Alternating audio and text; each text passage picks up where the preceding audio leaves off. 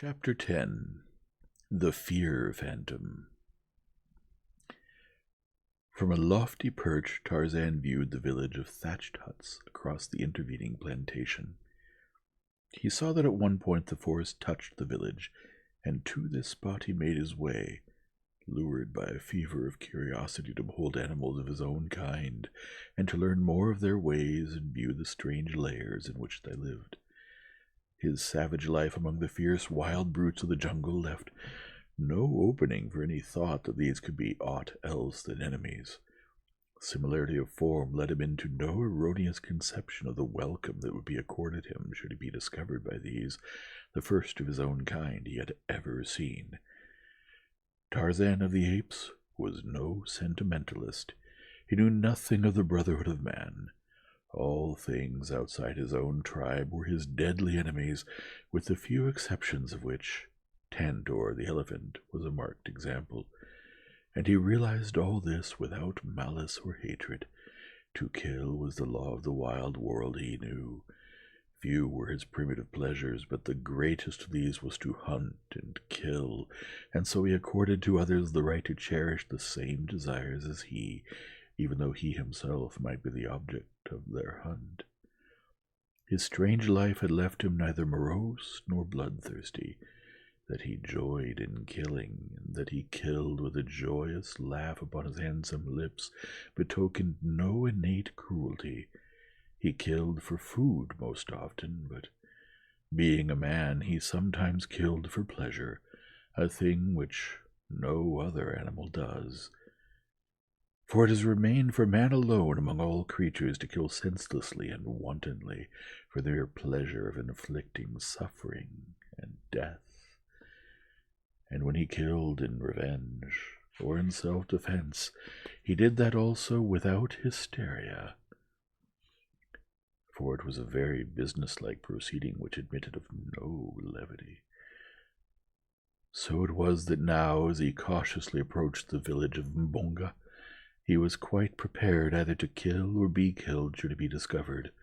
He proceeded with unwonted stealth, for Kulonga had taught him with great respect for the little splinters of sharp wood which dealt death so swiftly and unerringly. At length he came to a great tree, heavy laden with thick foliage and loaded with pendant loops of giant creepers. From this almost impenetrable bower above the village he crouched, looking down upon the scene below him, wondering over every feature of this new, strange life. There were naked children running and playing in the village street. There were women grinding dried plantain in crude stone mortars, while others were fashioning cakes from the powdered flour. Out in the fields he could see still other women hoeing, weeding, or gathering. All wore strange protruding girdles of dried grass about their hips, and many were loaded with brass and copper anklets, armlets, and bracelets. Around many a dusky neck hung curiously coiled strands of wire, while several were further ornamented by huge nose rings. Tarzan of the Apes looked with growing wonder at these strange creatures. Dozing in the shade, he saw several men, while at the extreme outskirts of the clearing he occasionally caught glimpses of armed warriors, apparently guarding the village against surprise from an attacking enemy. He noticed that the women alone worked. Nowhere was there evidence of a man tilling the fields or performing any of the homely duties of the village. Finally his eyes rested upon a woman directly beneath him. Before her was a small cauldron standing over a low fire, and in it bubbled a thick, reddish, tarry mass. On one side of her lay a quantity of wooden arrows, the points of which she dipped into the seething substance, then laying them upon a narrow rack of boughs which stood upon her the other side. Tarzan of the Apes was fascinated. Here was the secret of the terrible destructiveness of the archer's tiny missiles. He noted the extreme care which the woman took that none of the matter should touch her hands, and once when a particle spattered upon one of her fingers, he saw her plunge the member into a vessel of water and quickly rub the tiny stain away with a handful of leaves. Tarzan knew nothing of poison, but his shrewd reasoning told him that it was this deadly stuff that killed, and not the little arrow which was merely the messenger that carried it into the body of its victim. How he should like to have more of those little death-dealing slivers. If the woman would only leave her work for an instant, he could drop down, gather up a handful, and be back in the tree again before she drew 3 breaths. As he was trying to think out some plan to distract her attention, he heard a wild cry from across the clearing. He looked and saw a warrior standing beneath the very tree in which he had killed the murderer of Kala an hour before. The fellow was shouting and waving his spear above his head. Now and again he would point to something on the ground before him. The village was in an uproar. Instantly, armed men rushed from the interior of many a hut and raced madly across the clearing toward the excited sentry. After them trooped the old men, and the women and children, until in a moment the village was deserted. Tarzan of the Apes knew that they had found the body of his victim, but that interested him far less than the fact that no one remained in the village to prevent his taking a supply of the arrows which lay below him. Quickly and noiselessly he dropped to the ground beside the cauldron of poison. For a moment he stood motionless, his quick, bright eyes scanning the interior of the palisade. No one was in sight. His eyes rested upon the open doorway of a nearby hut. He would take a look within, thought Tarzan, and so, cautiously, he approached the low thatched building.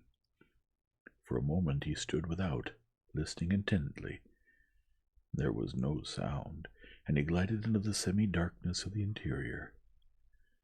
Weapons hung against the walls, long spears, strangely shaped knives, a couple of narrow shields. In the center of the room was a cooking pot, and at the far end a litter of dry grasses covered by woven mats, which evidently served the owners as beds and bedding.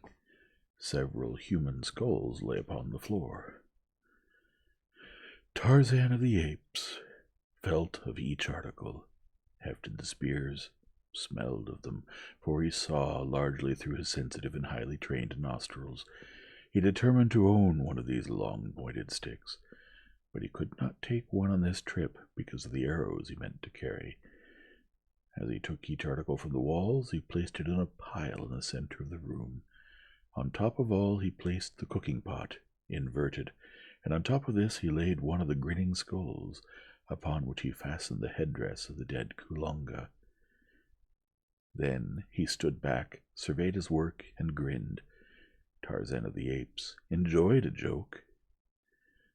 But now he heard outside the sounds of many voices, and long, mournful howls and mighty wailing. He was startled. Had he remained too long? Quickly he reached the doorway and peered down the village street toward the village gate. The natives were not yet in sight, though he could plainly hear them approaching across the plantation. They must be very near. Like a flash he sprang across the opening of the pile of arrows. Gathering up all he could carry under one arm, he overturned the seething cauldron with a kick and disappeared into the foliage above just as the first of the returning natives entered the gate at the far end of the village street. Then he turned to watch the proceeding below, poised like some wild bird ready to take swift wing at the first sign of danger. The natives filed up the street, 4 of them bearing the dead body of Kulonga. Behind trailed the women, uttering strained cries and weird lamentation. On they came to the portals of Kulonga's hut, the very one in which Tarzan had wrought his depredations. Scarcely had 6 entered the building ere they came rushing out in a wild, jabbering confusion. The others hastened to gather about. There was much excited gesticulation, pointing and chattering. Then several of the warriors approached and peered within. Finally, an old fellow with many ornaments of metal about his arms and legs, and a necklace of dried human hands depending upon his chest, entered the hut. It was Mbonga, the king, father of Kulonga. For a few moments all was silent. Then Mbonga emerged, a look of mingled wrath and superstitious fear writ upon his hideous countenance. He spoke a few words to the assembled warriors, and in an instant the men were flying through the little village, searching minutely every hut and corner within the palisades. Scarcely had the search commenced than the overturned cauldron was discovered, and with it the theft of the poisoned arrows. Nothing more they found, and it was a thoroughly awed and frightened group of savages which huddled around their king a few moments later. Mbonga could explain nothing of the strange events that had taken place. The finding of the still warm body of Kulonga on the very verge of their fields and within easy earshot of the village, knifed and stripped at the door of his father's home, was in itself sufficiently mysterious. But these last awesome discoveries within the village, within the dead Kulonga's own hut, filled their hearts with dismay, and conjured in their poor brains only the most frightful and superstitious explanations. They stood in little groups, talking in low tones, and ever casting affrighted glances behind them from their great rolling eyes. Tarzan of the Apes watched them for a while from his lofty perch in the great tree. There was much in their demeanor which he could not understand, for of superstition he was ignorant, and of fear of any kind he had but a vague conception.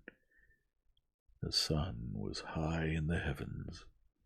Tarzan had not broken fast this day, and it was many miles to where lay the toothsome remains of Horde of the Boar.